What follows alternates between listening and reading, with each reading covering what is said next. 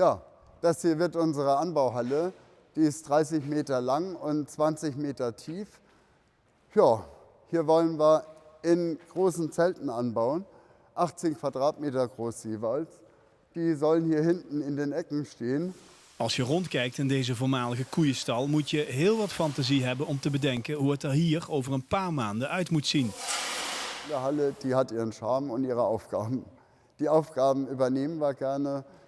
Die Streitigkeiten mit Kemptener Behörden, nicht, wenn es nicht sein muss. Maar geduld zal nodig zijn.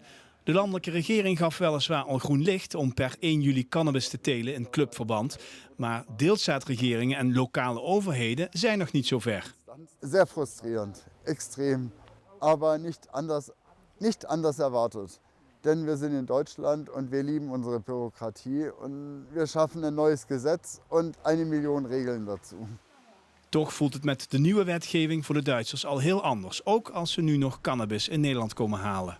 Für mich auf jeden Fall schon mal sehr förderlich und sehr gut. Ich bin jetzt ein bisschen entkriminalisiert. Ich fühle mich viel, viel besser, wenn ich einmal im Monat hier hinfahre und mir Cannabis kaufe.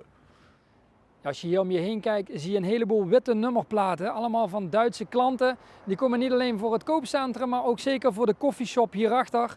Een heel groot deel van de klandizie is Duits. Je kunt in Duitsland natuurlijk eerder geen cannabis kopen. Dat is dus veranderd, of dat gaat veranderen met de cannabisclubs. En dat zou ook invloed hebben op de klandizie van deze koffieshops.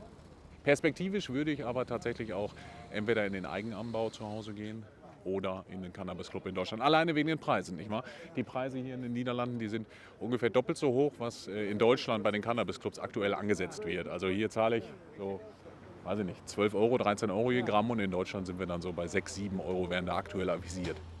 Het zal nog zeker een paar maanden duren alvorens cannabisclubs in Duitsland aan hun eigen vraag kunnen voldoen. Tot dan zal dit nog even het beeld blijven bij Limburgse koffieshops in de grensregio.